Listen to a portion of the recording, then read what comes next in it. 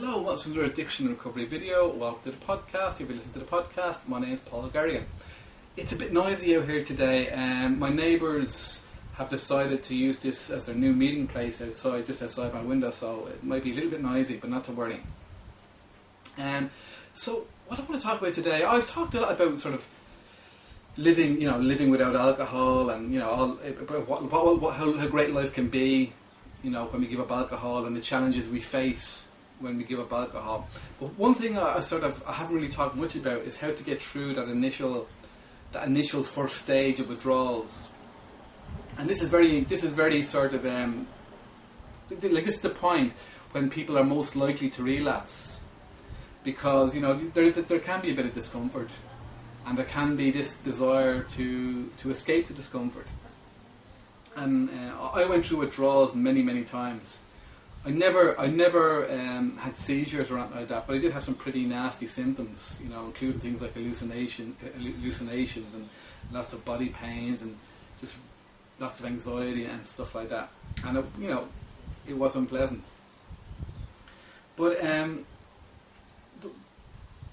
the thing about withdrawal symptoms is, I think we can make a much bigger deal out of them than we need to. Of course, if we are at risk, there's a set of symptoms called delirium tremens, which are particularly DTs, which are a particularly nasty form of withdrawals, and they can be potentially life-threatening. And if there's any risk that you could develop DTs, you need to have a medically supervised detox. If you've ever had a seizure in your life before, you need a medically supervised detox. And if you can afford it, it can be good to have a medically supervised detox if it's going to keep you safe. I detoxed many times by myself, but I'm not sort of suggesting that it's safe. Like I'm not a doctor and I don't know anything about anybody else. But I'm just talking about my experiences. But I did it many times myself, and I was okay. But the thing about withdrawals is what I found is that usually so long as you're not likely to develop DTs, it's usually no worse than a mild flu.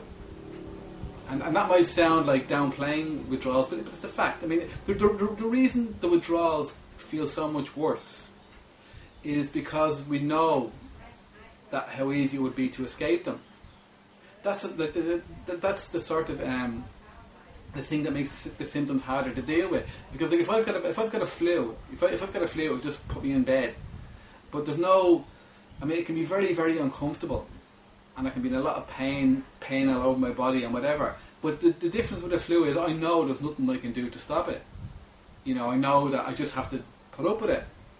But the difference with sort of alcohol withdrawals is you don't know that. You know that all I had to do was go have a drink, and I start feeling a bit better. And it's that knowledge that makes the whole thing so much harder. So, the solution then is to sort of get what I like to say, like, take the relapse option off the table. So say, the last time I gave up alcohol for good, like, I knew I wasn't going to drink again, no matter what. And that turned out to be the easiest withdrawal symptoms ever, and a lot of it had to do with the fact that I was staying in this sort of Buddhist temple here in Thailand, and they did have special herbal concoctions that did seem to ease things. But even still, I think it was more, my frame of mind was there was no way I was going to drink. At the very least I was going to get through the withdrawal process anyway.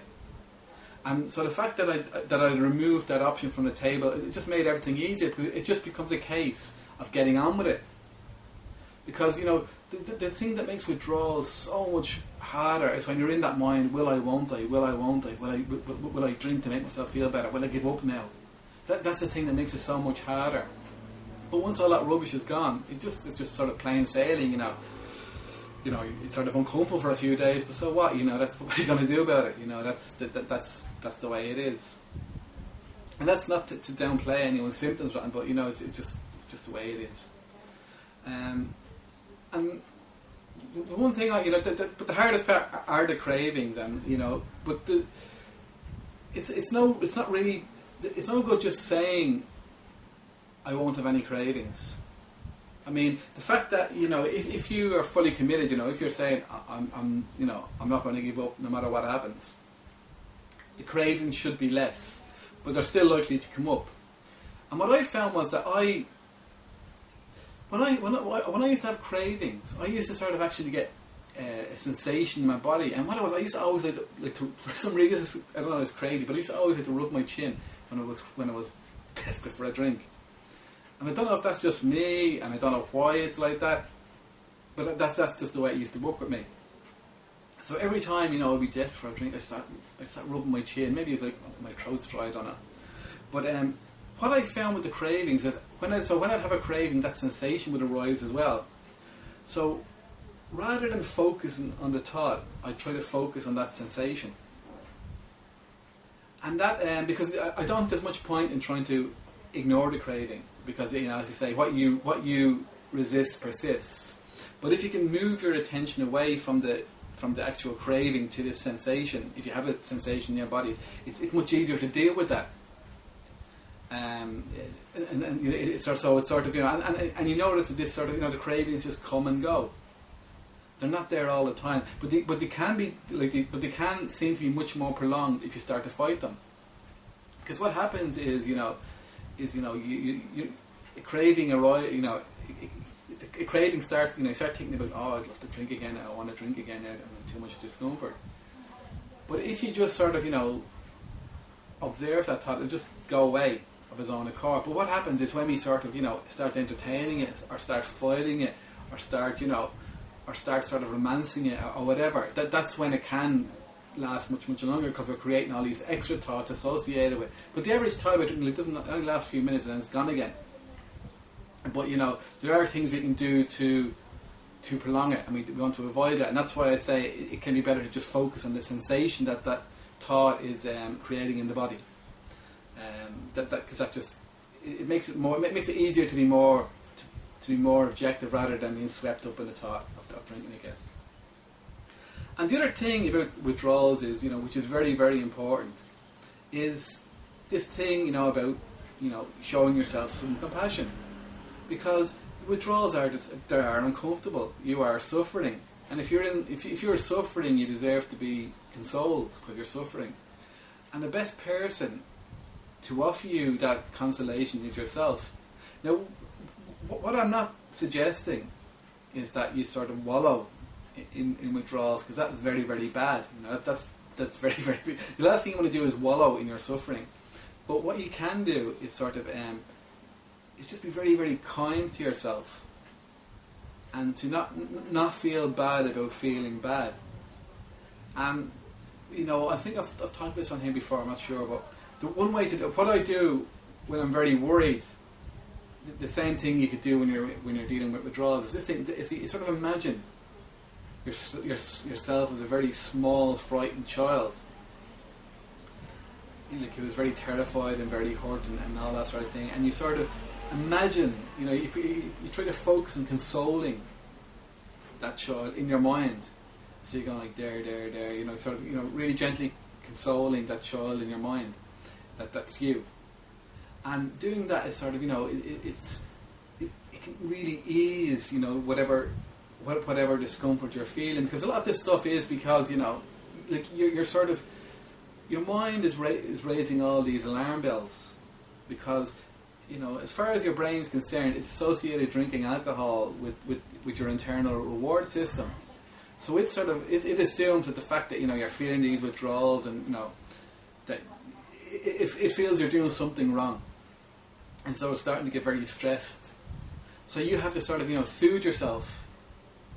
But what often happens is the complete opposite. You know, people go through withdrawals, they can be sort of they can really, really make things far more difficult for themselves by beating themselves up and making themselves feel bad, and saying you shouldn't be feeling like this. You know, whatever you're feeling is what you're feeling. The one thing you should never ever say is I shouldn't be feeling this, because what you're feeling is what you're feeling. You have to deal with what you're feeling.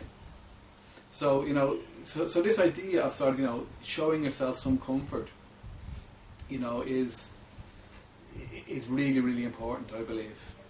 And you know, and just being very, very kind to yourself, like, until this process is over.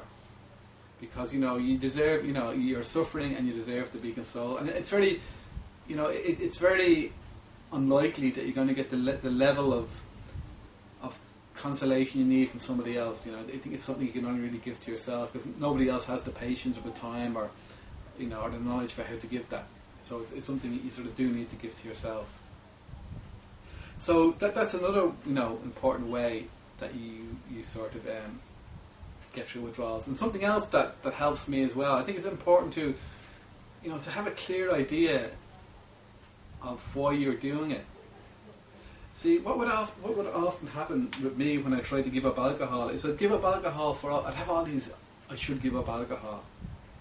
Yeah, I should give up, I'll do it.